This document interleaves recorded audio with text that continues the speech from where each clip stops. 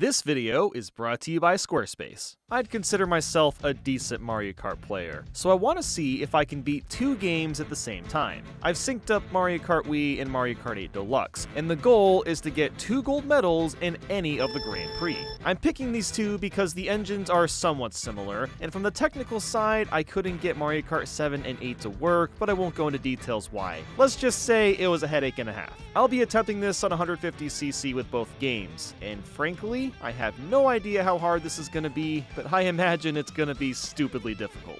We'll be racing on Luigi's Circuit and Mario Kart Stadium to start, and yeah, it's not going too hot. The track layouts are completely different, and even though I'm trying to take turns with my aiming, Funky Kong and Inkling have ended up trapped in corners for most of the race, and we both placed 12th. So I figured that the problem might be that Funky Kong was on a bike while Inkling was using a cart, so I switched to using a cart and had virtually the same results. That's when I remembered a very specific feature that Mario Kart 8 has built in for new players: smart steering. I've personally never used it and only knew that it helps you avoid going off-road, but I didn't know much beyond that. So on my third attempt, I changed Funky's cart yet again, and after racing for about 30 seconds, I was feeling a slight glimmer of hope. While Inkling was going really slow a lot of the time, she almost always moved forward. This was huge. Since there's no smart steering in Mario Kart Wii, I decided to just focus on Funky's race and nothing else. With my peripheral vision, I could see when Inkling was getting items, and it was almost always mushrooms or a bullet bill, so she never got too far behind. The only issue now was I had no idea how the Piranha Prowler worked, because I only used the Flame Runner. So I ended up getting 7th, and then I turned my focus to Mario Kart 8. We were still on the second lap,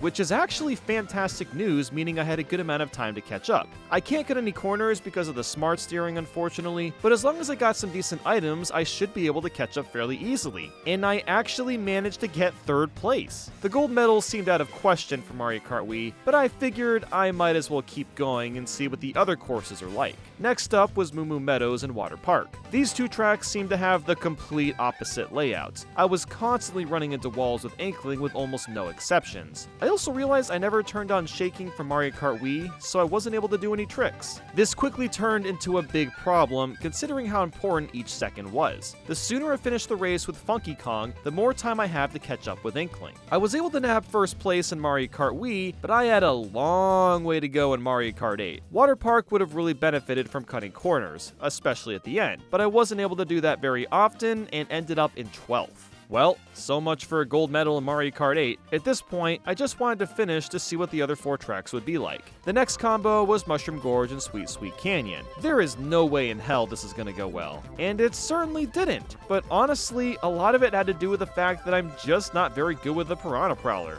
I got 9th place in Mushroom Gorge and 12th again in Sweet Sweet Canyon. For whatever reason, I was not able to keep my speed with the Inkling. She just kept slowing down to a crawl at the deep corners. The smart steering? Not as smart as you'd think. Last up was Toad's Factory and Thwomp Ruins, and both of these are relatively basic layouts, so I didn't think it'd be too bad, especially since there weren't any deep corners for Inkling to get stuck in. I got 4th on Toad's Factory, and wasn't too far behind in Thwomp Ruins. I caught up to 5th place, which isn't bad, but if I want to get gold medals in both games, I need to be averaging 1st through 3rd place each race. So now that I know how reliable smart steering is, I went back to Le Epic Funky Bike and also decided to switch up Mario Kart 8's Cup. Because I'm allowed to pick any combination I want, I actually decided to try Propeller Cup from the new DLC, simply because it also has Mushroom Gorge in it. Both Mushroom Gorges actually line up, so maybe that would help somehow. One thing that did make a difference was the Flame Runner. I freaking love how this bike feels, and it made Mario Kart Wii so much easier to play. There was a bit of a setback in Luigi's Circuit. I was small and got hit with a green shell around the end, which knocked me way back in placement. So I only squeezed out 7th, which was annoying, but at least Sydney's Sprint was super forgiving. I was getting good item luck and wasn't too far behind, so I went from 10th to 1st pretty easily.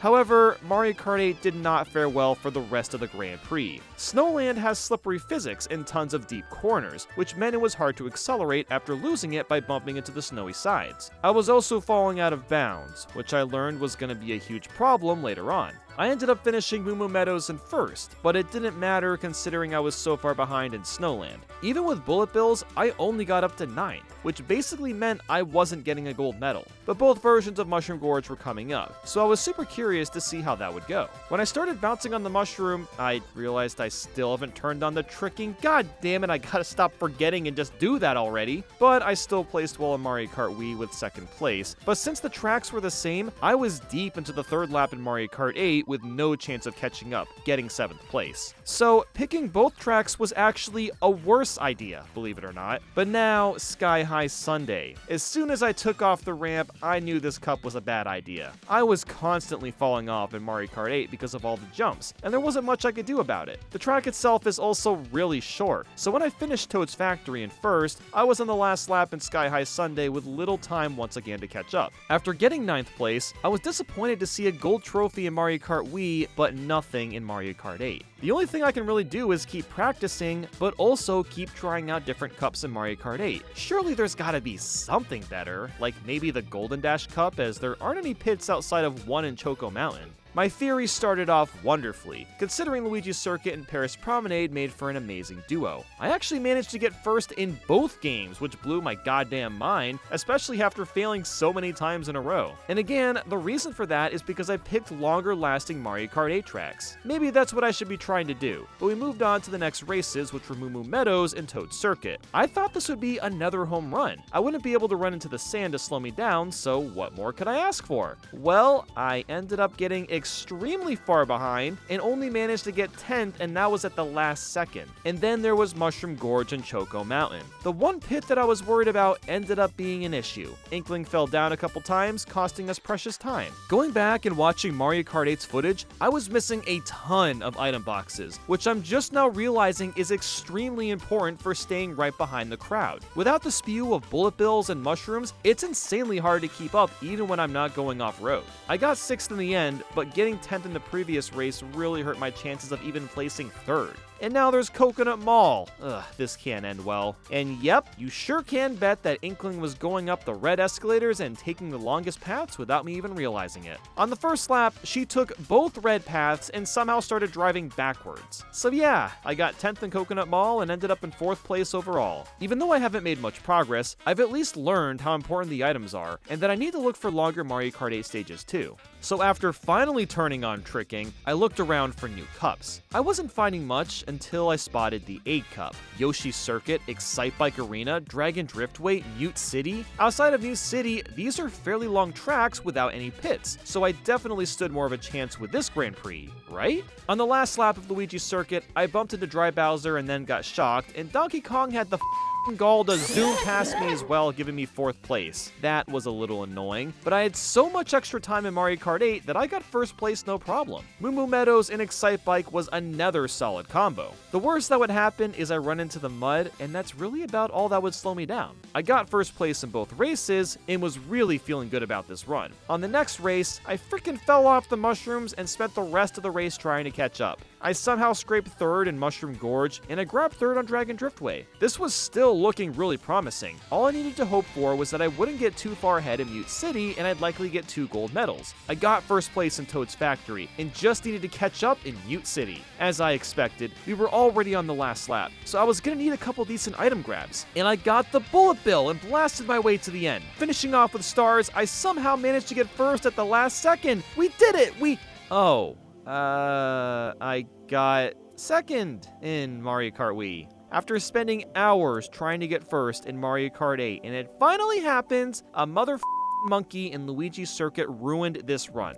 Well, I'm not going down that easily. I tried this a couple more times, and was having much better luck. I was sitting in 5th on the final lap in Mario Kart Wii, but a blue shell came around and allowed me to grab 1st in the last moment. As for Mario Kart 8, I still had over half the race to go, so I had tons of time to catch up to 1st place. I even held on to a star for most of the last lap as my protection against any items. Moo Moo Meadows was an easy 1st place, and I was in 7th with most of the 2nd lap left on an Excite Bike. So while it was a bit tighter, I still secured 1st place, and this was feeling like the earn. I just needed Mushroom Gorge to go well, and thankfully I didn't get screwed over and got first yet again. Dragon Driftway was gonna be a bit tough considering I was on the last lap in 12th, but I was just barely close enough to the pack where I managed to catch up a bit. I only got 6th, which wasn't quite what I wanted to see, but thankfully getting first in the initial 2 races made it possible for me to still get gold if I got first in Mute City. So the last races began, and Toad's Factory was going beautifully. I finally felt my groove coming back with Mario Kart Wii. It's a very weird but satisfying game to control, and the bike was feeling great. After grabbing first in Toad's Factory, I had less than a lap to go from 11th place. It was literally gonna come down to item luck, since it's not the longest track in the world. The first item I got was the Bullet Bill. The next one was a mushroom, which kind of sucks, but at least I took a shortcut with it and ended up in 2nd place. All I needed was a red shell, and then bam! I got 2 red shells! I hit Cat Peach, and just like that, I can confirm that it is possible to beat Mario Kart Wii and 8 Deluxe at the same time. It is oh so satisfying to see 2 golden trophies spinning together. I normally don't care that much about the trophies, but they were earned this time. Now, I wonder if I can do the Squarespace ad while playing both of these games. Squarespace. I'm sure you've heard of this brand before. They're the best and most powerful place to create the slickest websites on the internet. You can connect your audience and generate revenue through gated, members-only content, manage your members, send emails, and leverage audience insights, all on one easy-to-use platform. You can create a community on your website with a fully integrated commenting system that supports threaded comments, replies, and likes. Use their powerful blogging tools to categorize, share, and schedule your posts too. And that's not even including Squarespace Extensions, a new third-party tool that lets you manage inventory, promote products, streamline bookkeeping, reconcile and file sales tax, and ship items across the globe. So check out squarespace.com/Nathaniel for 2 weeks and get 10% off your first purchase. And thanks to Squarespace for helping fund Bandy's universe. But that's gonna be about it for today. I hope you all enjoyed the video, and thanks a ton for watching. Until next time.